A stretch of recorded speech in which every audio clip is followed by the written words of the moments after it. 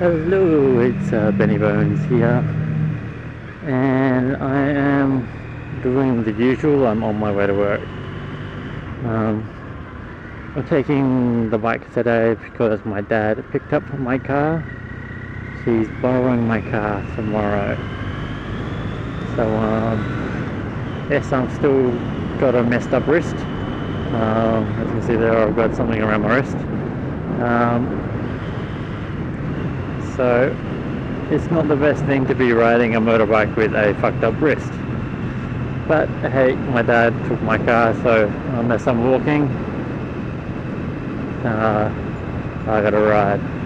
Which is alright, so I've not been out on the bike in a little while. I love riding. So yeah, if I didn't need a car to go to and from band practice, I wouldn't have one. Because yeah, I can do basically everything else on a motorbike. No, I don't need to. Just one of those things. It's also an expense I don't really like. Like the registration for my car's due shortly, a couple of weeks, and it's jumped up $50 in the last 6 months.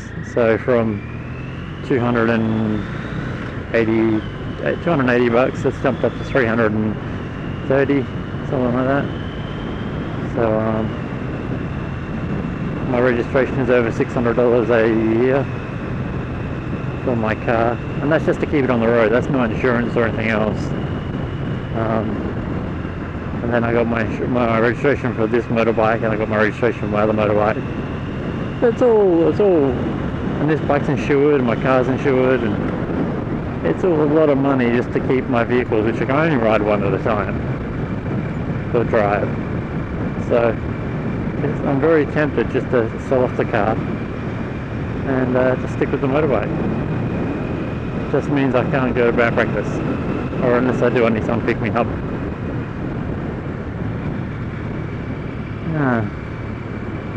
Expenses. Also looking at getting a fairing. I mentioned this in my other video on my old channel. I'm looking at getting a fairing for the old Bonne here. I'm still doing that. I'm still looking for fairings. I don't know if I want to go for a fairing or if I want to go for just a windscreen, something like that. I've got Ducati 900SS fairing up for sale in my local, it's like Craigslist, on Gumtree. They've got a fairing which will fit a Triumph Bonneville or Thruxton. The only problem is I'd need to have, what do I need? I'd need to have clip-on bars or race bars. I was also looking at getting a, what was it, a 2-1 RO exhaust. But I rang up about it and the guy said it was sold, so it's a bit of a shame. Because I want a ladder exhaust on this little thing. For a 900cc motor, or well, not 900cc, but a 865cc motorbike, it's pretty quiet. Just kind of purrs along. I want a bit more bark in it. I can understand the benefits of having a quiet motorbike, and I can understand the benefits of having a loud motorbike.